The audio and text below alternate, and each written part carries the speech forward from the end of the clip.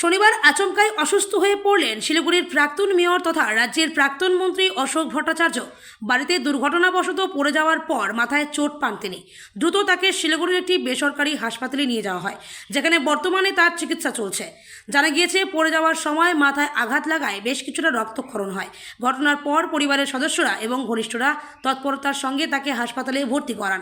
চিকিৎসকরা প্রাথমিক চিকিৎসার পর একাধিক পরীক্ষা নিরীক্ষার ব্যবস্থা করেন। হাসপাতাল সূত্রে খবর, তার শারীরিক অবস্থার ওপর সার্বক্ষণিক নজর রাখা হচ্ছে।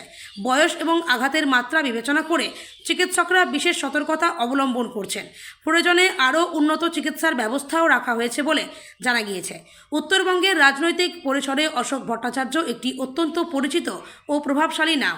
দীর্ঘ কয়েক দশক ধরে সক্রিয় রাজনীতির সঙ্গে যুক্ত এই প্রবীণ নেতার অসুস্থতার খবর ছড়িয়ে পড়তেই বিভিন্ন মহলে উদ্বেগ দেখা দেয়। তার অনুগামী এবং শুভানুধ্যায়ীরা হাসপাতালের খোঁজ খবর নিতে শুরু করেন।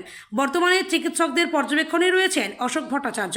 তার দ্রুত আরোগ্য কামনা করে বিভিন্ন মহল থেকে শুভেচ্ছা ও প্রার্থনার বার্তা আসছে। প্রবীণ এই নেতার শারীরিক অবস্থার উন্নতির আশায় অপেক্ষায় রয়েছেন অসংখ্য মানুষ। বাড়িতেই ছিলেন। বাড়িতে উনি খাওয়া দাওয়া করার পর রেস্ট করছিলেন দুপুরবেলায়।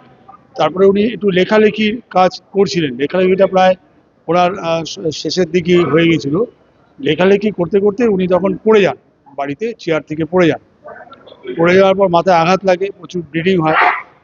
তারপর উনি বাড়ির লোককে খবর দেন এবং আমরাও খবর পাই, ছুটে আসি।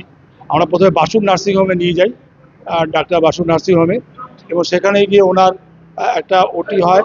সেখানে ডাক্তারবাবুরা তাকে অপারেশন থিয়েটারে নিয়ে গিয়ে তাকে সেখানটায় প্রাথমিক চিকিৎসাটা করেন, এবং তার পরবর্তীতে তাকে আমরা অশোক ভট্টাচার্যকে আমরা তারপরে নেউটিয়াতে নিয়ে আসি। এবং এখানে এখন উনি ভর্তি আছেন, অবজারভেশনে আছেন, কার্ডিওলজিস্ট দেখছেন, এবং এখানে সিটি স্ক্যান হয়েছে। অন্যান্য বিষয়গুলো ডাক্তারবাবুরা পরীক্ষা নিরীক্ষা করছেন। তিনি কথা বলছেন, ডাক্তারবাবুদের সঙ্গে কথা বলছেন, সবটাই তিনি বলেছেন। এবং আমাদেরও এটাই, আমরাও সকলের চেষ্টায় ডাক্তারবাবুর সঙ্গে কথা বলছি, এবং আমরাও এটাই চাইছি দ্রুত সুস্থ হয়ে যাতে উনি স্বাভাবিক আবার কাজকর্মে, তিনি জনগণের কাজকর্মে আবার স্বাভাবিক কাজকর্মে উনি ফিরে আসেন। এটাই আমরা সকলে মিলে আমরা আশা করছি।